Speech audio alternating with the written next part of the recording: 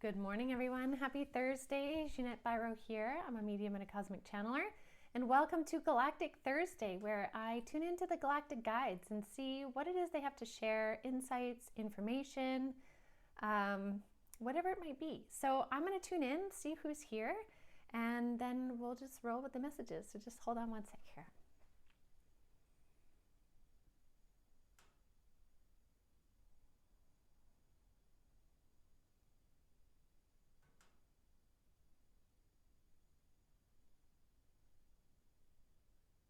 Okay, this is really interesting. This is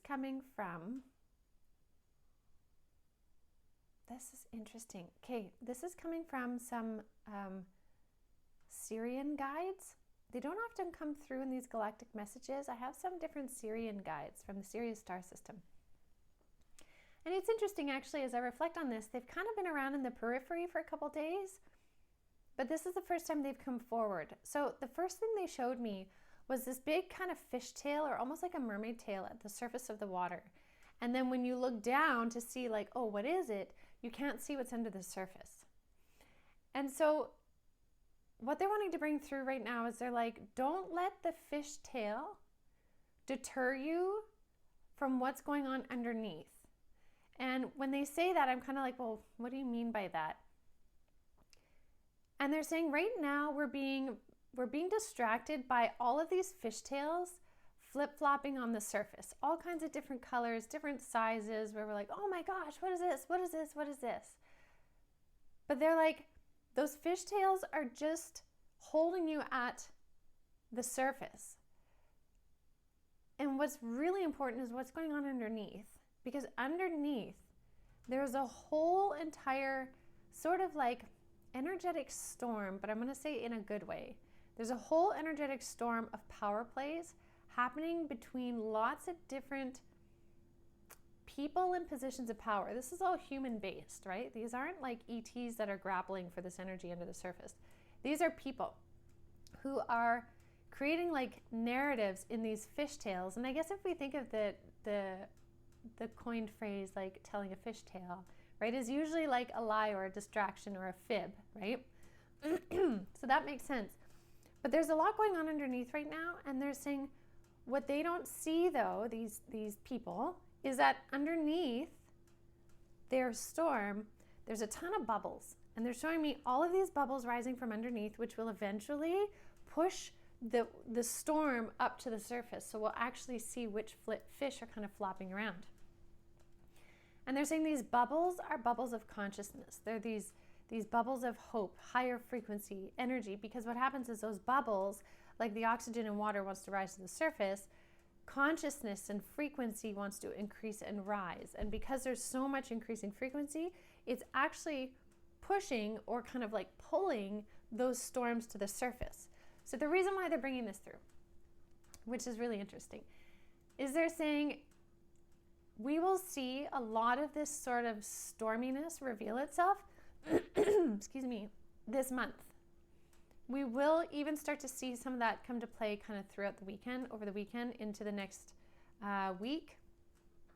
Part of that does have to do with the Leo moon. Thank you for those that let me know about what moon is coming up next week. We have a Leo full moon. So a lot of that Leo energy is going to kind of aggravate the storm energy. And like they talked about, like Spirit talked about before, if you're not utilizing the energy of the moon in a conscious way, it will move through you in its own way. So what it's doing is it will also kind of add a feistiness to the storm energy already, which will help to create almost like a chaos and expose it even more, so that more of those bubbles of consciousness can come up and kind of push it up to the surface. Now, it has to come to the surface in order for it to be seen, because we can no longer live in a world where we can't see what's under the surface. We can't see what's underwater, right? Spirit is like, we're wanting to bring through clarity. And the Syrians are using this water analogy, which is really interesting because a lot of them actually live in a water environment. So it's very natural for them to speak through water analogies. But they're saying the big importance here is to really hold your own frequency, or that bass note that we talked about, that bass rhythm. Hold your frequency and don't be deterred by everything you see, either flapping on the surface of fishtails, which are like crazy outlandish tales to keep you distracted, But then also don't be thrown off when you start to see what actually does surface, because it's about the rising of consciousness that's pushing it up from underneath. That's what we're holding on to. And that's a really powerful thing. And so when you add your frequency to it, you add the frequency to help push it up. There's more. Hold on.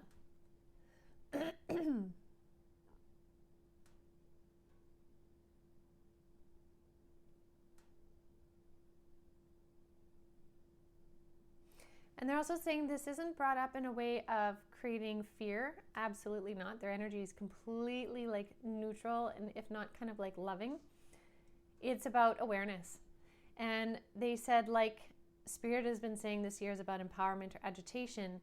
Awareness comes from information and understanding. And when we can have a little heads up of some things before they unfold, we then don't have to react in the drama narrative of how it's unfolding. We can step back and hold that observer position and allow it to unfold so that it can reveal what we need to see to help shift it out. Part of how we shift that out, though, is honestly holding our frequency. Because a lot of these things may be happening in positions where we can't quite reach it, touch it, do anything, but we can hold the frequency, which is like those bubbles underneath. So they're like, really hang on to that and know that your energy is making a big difference.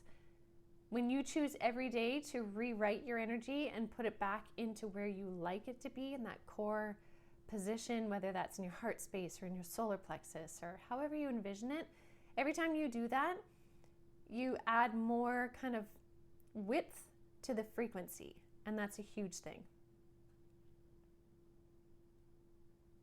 Interesting, they're like, you may start to hear from us a lot more as well because we're starting to come into the picture more, which is really interesting because the Syrians have always kind of stayed, at least in my connection with them, they've always sort of stayed like higher up, observing a lot, kind of like watching what's going on. Pleiadians tend to be more involved, and then Arcturians are very involved. And the Syrians always kind of sit like up here. They know what's going on, but they work more on the energetics. It's interesting they're coming in to speak more. And to me, that really talks about more and more people opening up to the concepts of disclosure, but more so personal disclosure, meaning you are likely connecting more with your galactic guides in various ways, whether it's dream state, intuition, meditation, maybe visitations. This increase in this communication, this personal disclosure is so empowering because it allows more beings to come in and help bring insights and information. So with that being said, I'm curious what the cards are tomorrow, first of all, to see if they reveal anything of what we might see over the weekend and throughout this month.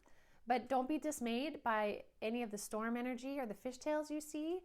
Be that observer that's like, I know what's happening. I know these things are coming up. And you sit back and you watch it unfold and you hold your energy there, and then you don't get like wrapped in it. And that's how we transcend these energies and help this massively transformative year kick off. So very interesting. I will leave that with all of you for now. So thank you so much as always for joining me, and I will see you all tomorrow. So have a beautiful rest of your day.